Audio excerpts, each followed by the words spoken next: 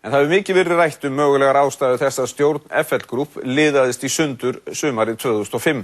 Stjórnarmönnum ber ekki saman það hvort 3 milljarða millifærsla úr bókum félagsins án heimildar sé helsta ástæðan, líkt og fullyrt í Morgunblaðinu í gær. Umdeild kaup á bréfum í Íslandsbanka án samþykkis stjórnar, auk hugmynda Hannesar Smárasonar kaup á Skeljungi og Tryggingamiðstöðinni skiptu miklu máli þegar stjórnin sprakk samkvæmt heimildum Kastljós og Sigmar tekur nú við. Þau Inga Jóna Þórðardóttir, Árni Oddur Þórðarsson og Hreggviður Jónsson sögðu sig úr stjórn FL Group í lok júní 2005. Stuttu síðar sögðu 3 stjórnarmenn til viðbótar sig úr stjórninni eftir að hafa selt sinn hlut í fyrirtækinu og þá var Hannes Smárason stjórnarformaður einn eftir í stjórninni. Á hluthafafundi 9. júlí greindi Inga Jóna Þórðardóttir frá því að ekki hefði verið farið eftir þeim reglum sem í gildi voru í veigamiklum atriðum. Starfshættir innan stjórnar félagsins hefðu ekki verið með þeim hætti sem samþykktur og starfsreglur félagsins segðu til Þetta vakti mikla athygli og ekki síður þótti það fréttnefnt haustið þegar forstjóri félagsins Ragnhildur Geirsdóttir hætti með háan starfslokasamning í vasanum. Þetta þótti mikill álitssnekkir fyrir Hannes Smárason sem þá var starfandi stjórnarformaður félagsins og aðaleigandi. Í framhaldinu flaug sú saga viðskiptalífið að ástæða þess að stjórnarmennirnir og forstjórinn gengu út væri fyrst og fremst sú að 3 milljarðar hefðu verið færðir úr bókhaldi FL Group án heimildar til KB banka í Luxemburg. Síðar sama ár var Hannes Smárason í viðtali hér í Kastljósi. En hvað með sögusagnir það að þú hefur án heimildar stjórnar tekið 3 milljarða og millifært 3 milljarða út í fyrirtækinu á reikning út í bæ? Ragnhildur á sín tíma átt að hafa gert athugasemd við þetta? Þetta er bara þvæla. Þetta er bara þvæla? Já. Alveg frá upphaf til enda? Frá upphaf til enda. Í Morgunblaðinu í gær fullyrði svo Agnes Bragadóttir blaðamaður í pistli að hún hafi í síðustu viku fengið staðfest að sagan milljarðana 3 hafi verið rétt. Þeir hafi farið út úr fyrirtækjunu án heimildar til KB banka í Luxemburg. Kaupþingi í Reykjavík hafi svo flutt aftur 3 milljarða inn á reikninga FL Group og endurskoðendur félagsins kvittað undir 6 mánaða uppgjörið. Kastljós hefur í dag rætt við stjórnarmenn í FL Group þetta mál en enginn þeirra vildi tala undir nafni. Þeim ber ekki saman í öllum atriðum hvað gerðist. Einn sagði að átökin á stjórnarfundunum í lok júní hafa á engan hátt tengst þessum 3 milljörðum. Stjórnarmenn hefðu einfaldlega ekki haft hugmynd það mál. Þeir hafi sagt sig úr stjórninni vegna óánægju með starfshætti. 2 stjórnarmanna segja hins vegar að stjórnin hafi haft vitneskju millifærslu fjármuna úr félaginu án heimildar en að ekki hafi verið ljóst hvert þeir peningar fóru eða hversu háar upphæðir var að ræða. Einn heimildarmanna Kastljós fullyrðir hins vegar að stjórnin hafi vitað þessa tiltekna millifærslu upp á 3 milljarða króna. Talsvert misræmi því í frásögnum þeirra af því hvað stjórnin vissi og hvað ekki. Heimildarmönnum Kastljós ber hins vegar saman að fleiri atriði hafi skipt miklu máli þegar upplausn varði í stjórn fyrirtækisins þessa sumardaga árið 2005. Til að mynda hafi átt að mynda 5 manna nefnd sem átt að sjá fjárfestingar FL Group. Í henni átt að setja 4 af 7 stjórnarmönnum FL og 1 varamanna stjórnarinnar. Þremenningarnir, Inga Jóna, Árni Oddur og Hreggviður gátu ekki sætt sig við þetta samkvæmt heimildum Kastljós. Þau áttu enda ekki að eiga sæti í þessari nefnd og töldu sig því ekki geta borið ábyrgð á fjárfestingum félagsins í stjórn þess. Þá var ósætti vegna áforma kaup á flugvélum sem ekki átt að nota í rekstri Icelandair og einnig áform að FL keypti Skeljung sem þá var í eigu Pálma Haraldssonar í Fons. Ekki var heldur sátt að FL Group keypti í Tryggingamiðstöðinni líkt og hugmyndir voru uppi Þá sagði einn stjórnarmanna að sín tilfinning hefði verið sú að Jón Ásgeir Jóhannesson hefði haft mikið ákvarðanir félagsins að segja á bak við tjöldin. Einnig var tiltekið að of hratt hefði verið farið í fjárfestingum til að mynda þegar bréf í Íslandsbanka voru keypt en stjórnin vissi ekki af því fyrir eftir á. Þetta stangast á við svör Hannesar Smárasonar í Kastljósinu í október sama ár. Tókstu eitthvað því ákvarðanir án þess að bera þær undir stjórnum meiri háttar fjárfestingar? Nei, alls ekki. Það er bara röng og það er bara rangfærsla. Hvað með fjárfestingarnar í Íslandsbanka til að mynda á 4 milljarða? Það var allt saman frágengið og klappað og klárt í stjórn félagsins. Af allri stjórninni? Ekki af allri, ekkert endilega af allri stjórninni, allavega það var einróma með þeirra sem tóku það ákvörðun, já. Samþykkt á stjórnarfundi alveg? Já, já. Með formlegum og réttum boðlegum? Já.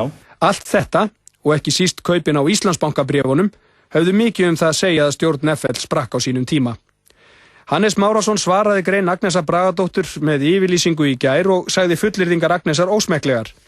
Jafnframt í yfirlýsingunni vísa til orða Jóns S. Helgasonar, löggilts endurskoðanda hjá KPMG, þar sem hann svarar spurningu Vilhjálms Bjarnasonar stærri millifærslu félagsins á þessum tíma. Þar segir: Málum væri þannig háttað að töluverði fjármunir væri ávöxtun á hverjum tíma, en skemmst væri frá því að segja að allar útborganir félagsins hefðu skilað sér tilbaka með eðlilegri ávöxtun innan mislangs tíma og hann geti staðfest að þar var engar slíkar greiðslur sem Vilhjálmur vísaði til. Við skulum nú heyra brot úr viðtali sem Kastljós átti við Hannes Márásson í október 2005. Í fyrsta lagi þá var þetta bara samkomulag á milli okkar og Ragnhildar að hún myndi láta af störfum og hún fullkomlega sátt við þá niðurstöðu. Hannes, getur það verið alveg þannig vegna að hún ráðin með pomp og prakt og það blásið í herlúra þegar hún tekur við fyrir örfá mánuði? Hún náttúrulega búin að staðfesta það í viðtali við Stöð 2 á síðastliðinn miðvikudag, þannig að ég held að það fari nú ekkert á milli mála. Svo það náttúrulega ekki skrítið ef þú horfir bara á hvað við erum að fara að gera, hvernig við erum búin að endurskipuleggja félagið. Við erum búin að taka inn geysilega mikið af nýju hlutafé og ætlum að horfa til þess að fara í mikla sókn og þá þurfum við náttúrulega að hugsa það hvernig viljum við skipuleggja fyrirtækið til framtíðar. Það grundvöllurinn á bak við þessar breytingar sem við erum að gera núna á fyrirtækið. Hvað breytist á þessum stutta tíma frá því að Ragnhildur er ráðin inn vegna þess að þið fóruð í viðamikla skipulagsbreytingu fyrir fáeinum mánuðum síðan? Jú, það rétt. Við erum hins vegar bara fyrirtæki sem í hraðri þróun og það nú bara ekkert lítið að fara með hlutafé félagsins úr tæpum 20 milljörðum í 67.